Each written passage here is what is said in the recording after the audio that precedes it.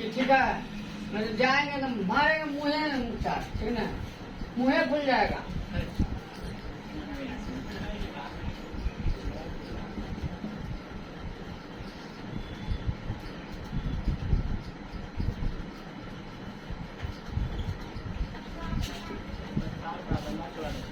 अच्छा प्लीज आप लोग देखिए बोर्ड में, ठीक है।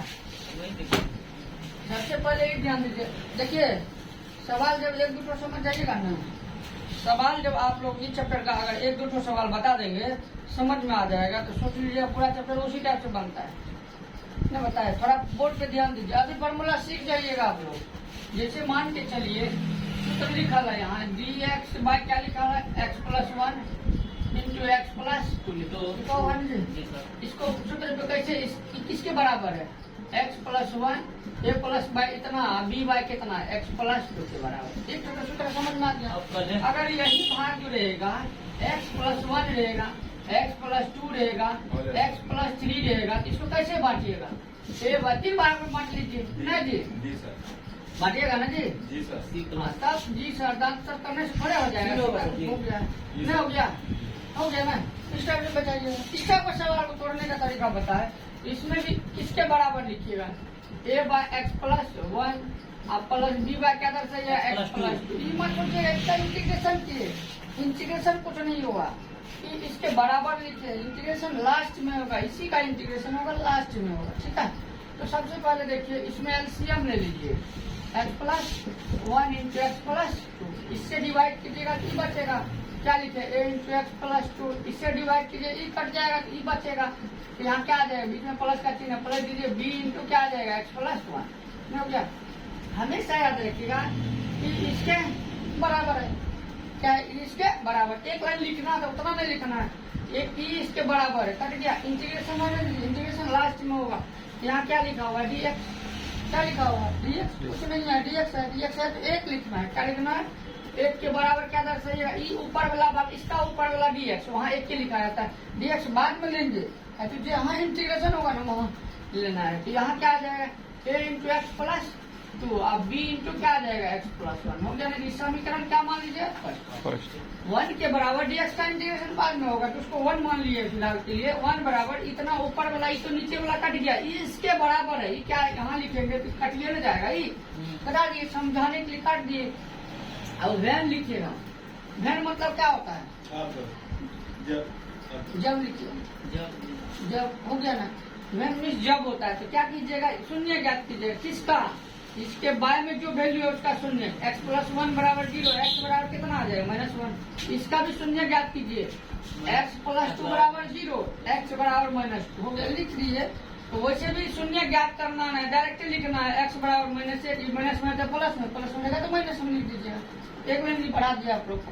फिर उसके बाद यही मान कहाँ बैठाना है, इसके बैठाना है। यहाँ लिखिए इक्वेशन फर्स्ट फ्रॉम, क्या बैठाइएगा, x बराबर -1। आप लोग 10 क्लास में पढ़े होंगे समीकरण फर्स्ट में x का मान रखने पर, वही x का मान है, इक्वेशन फर्स्ट फ्रॉम x बराबर इतना लिखना है। कहाँ पे बैठाना, फर्स्ट में यही है, एक बराबर एक बैठाइए, a इंटू एक बैठाएंगे, कितना -1 प्लस 2। अगर बाबू इसमें -1 बैठाएंगे, यहाँ प्लस है, तो यहाँ 0 होगा, पूरे का क्या होगा 0 हो जाएगा। हमेशा याद रखिए, एक मान ज्ञात करेंगे उधर 2 को मान होगा, वो 0 होगा, ठीक है। अगर दूसरा ज्ञात करेंगे पहला तीसरा 0 होगा, अगर तीसरा ज्ञात करेंगे पहला दूसरा 0 होगा। अगर यहाँ 2 मान है तो पहला अगर ज्ञात हो रहा है तो दूसरा 0 होगा, अगर दूसरा ज्ञात हो रहा है तो पहला 0 होगा, ठीक है। मान जब बैठाइएगा ना इस टाइप से आएगा, तो ये ध्यान दीजिएगा। तो 1 बराबर कितना घटाएंगे तो a गुना 1 आएगा, a बराबर कितना आ जाएगा 21 आएगा, हो गया। अब इसमें चलिए एक और मान ज्ञात करना है, इक्वेशन फर्स्ट फ्रॉम, क्या बैठाइएगा, x बराबर दूसरा मान बैठाइएगा ना जी, दूसरा मान कितना -2 लेना, इसमें बैठाइए, इसी में बैठाना है। 1 बराबर, तो यहाँ देखिए -2 अगर बैठाते हैं तो -2 लीजिएगा, कट जाएगा, तो यहाँ गिवन होगा। क्या बोल रहे हैं, पहला मान ज्ञात हुआ, a का मान ज्ञात हुआ, अब b का मान ज्ञात करना, a का मान क्या हो जाएगा 0 हो जाएगा पहला। उसके बाद दूसरा मान b इंटू क्या आ जाएगा, इसमें बैठाइए -2 प्लस 1, घटाइएगा तो 1 बराबर घटाइएगा कितना आ जाएगा, b गुना -1, b बराबर -1। इतने तो देखिए, इतना तो मान ज्ञात किया। अब इंटीग्रेशन कर देना है, एक 2 लाइन लिखना है, ओके, इसी टाइप से बैठाना है। आप लोग सोचिएगा कि बड़ा है, बड़ा कुछ नहीं है। अब इंटीग्रेशन करना है, इसका इंटीग्रेशन करना है, देख लीजिए लिखिएगा क्या A by NOW not A by कितना लिखिएगा x प्लस 1 लिखना है, बी बाय यही लिखना है, यही मान x प्लस 2 काहे तो इसको इसी में बदल के दर्शाए x प्लस 2। ए का मान बाबू कितना एक आता है, ए का मान एक है ना जी, ए का मान एक है तो एक यहाँ इंटीग्रेशन करेंगे एक बाय इतना रहेगा तो इंटीग्रेशन करेंगे तो क्या आ जाएगा log 1 into log x plus 1 होगा। बी का मान कितना माइनस में है तो प्लस माइनस मैंने क्या होगा क्या लिखिएगा लॉग x प्लस 2 प्लस हो गया। ऐसे भी लिख दीजिएगा आपका आंसर। आप लोग सोचिएगा क्या सर इसमें जो आंसर इतना नहीं है, उसके लिए या में देखिए अगर लिखती भी यही ठीक है या में लिख सकते हैं। अगर लॉग कॉमन लेंगे ना तो मान के चलिए जैसे आप लोग पढ़े होंगे log m minus log n किसके बराबर होता है बाबू, लॉग m बाय n के बराबर होता है ना, माइनस में लबा में आता है उसी तरीके से माइनस में लबा x प्लस 2 नीचे x प्लस 1 ऊपर कर दीजिए, ऐसे आंसर में मिल जाएगा। यहाँ तक ये भी नहीं ज्ञात क्या मतलब ज्ञात नहीं कीजिएगा कोई प्रॉब्लम नहीं, यहीं तक ज्ञात कर लीजिएगा, कोई एक दूसरे इधर लिखना पड़ता है। इसमें देखिए सबसे पहले और तरीका समझ लीजिए, मान के चलिए स्टेप से बैठाए, बैठाने के बाद ऊपर वाला इसका एक मान लिए, इसी को न बैठाए मान इसका शून्य ज्ञात की इसका भी शून्य हम दोनों का ज्ञात कर लिए। ये जो एक बैठा है माइनस एक फर्स्ट में बैठा है तो एक का मान आ गया, दूसरा में बैठा है तो बी का मान आ गया, माने न बैठा है ये जो ज्ञात ये माने न बैठा है। और उसके बाद इंटीग्रेशन तो तुरंत होता है डुअल में, मान जब तक ज्ञात नहीं होगा तब तक आप नहीं बैठा सकते हैं, ठीक है।